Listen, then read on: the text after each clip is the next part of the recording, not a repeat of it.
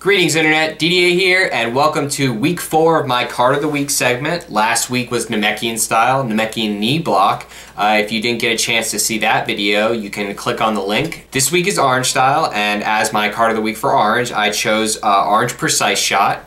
And this card has an effect, Endurance 2, Energy Attack costing 1 stage, damage 3 life cards, hit, search your opponent's life deck for a card and discard it. Raise your anger 1 level. So any energy attack that has a single stage cost is really effective in terms of cost to damage ratio.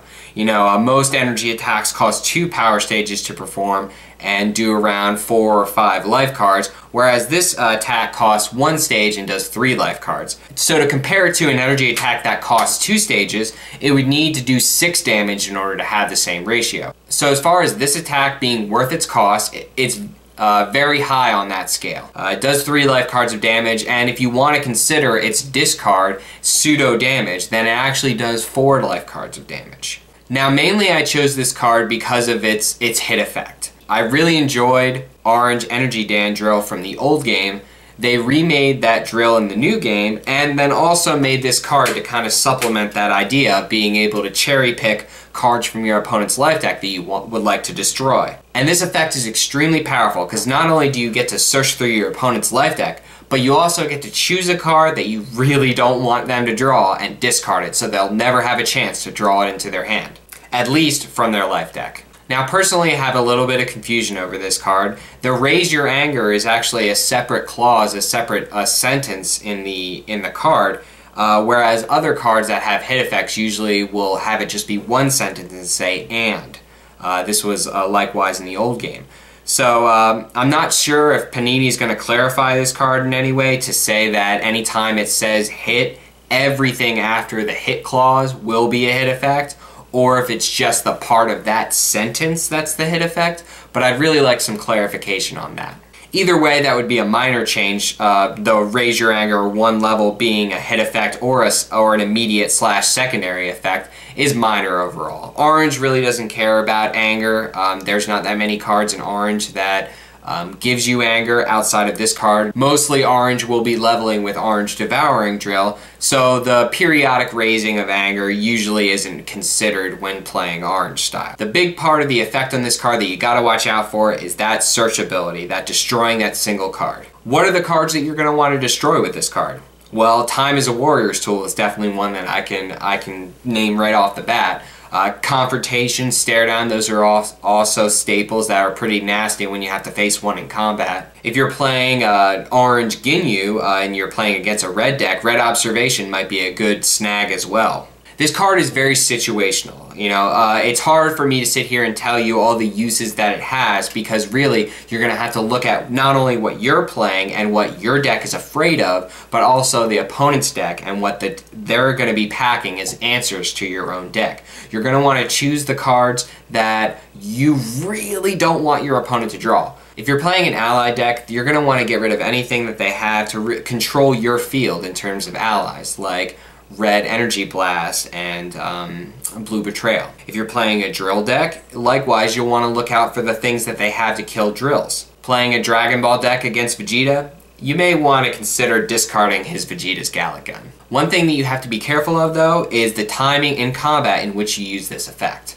Use it too early in the combat and you're going to give your opponent a chance to manipulate his discard pile and possibly either rejuvenate that card back into his deck, draw it into his hand, put it on the top of his life deck. The last thing you want to have done on you is you choose a card in your opponent's life deck that is the last card that you want in his hand, and then him to then put that card in his hand. So against decks like Namekian, Orange, and Red that really have a lot of cards that can utilize cards from the discard pile and bring things from the discard pile into play, you're going to want to be very careful what you choose to discard with this card. Especially since Orange really doesn't have that many options to remove cards from the discard pile.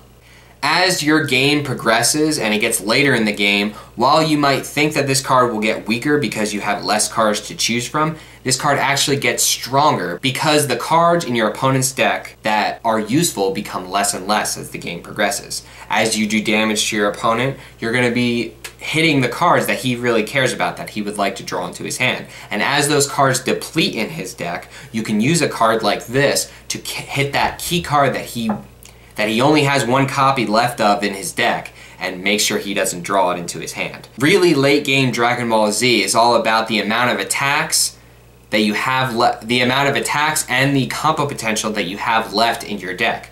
A card like this can allow you to look through your opponent's life deck, see what combo potential he still has left, and then disrupt it in some way. This is a really strong card, but I would not say that this is a staple. This is more of a flavor card. If you like Orange Energy Dandrill and are able to use that card well in games using the knowledge you have of not only your deck, but your opponent's deck as well. So I would say this card is more for intermediate to advanced players to use at its full potential, because you need knowledge outside of your own deck. So overall, I would give this card an 8 out of 10. It's really strong and really useful, especially since it only costs 1 stage and has 2 endurance. Any cards that have endurance automatically become more viable because they increase your overall effective life deck.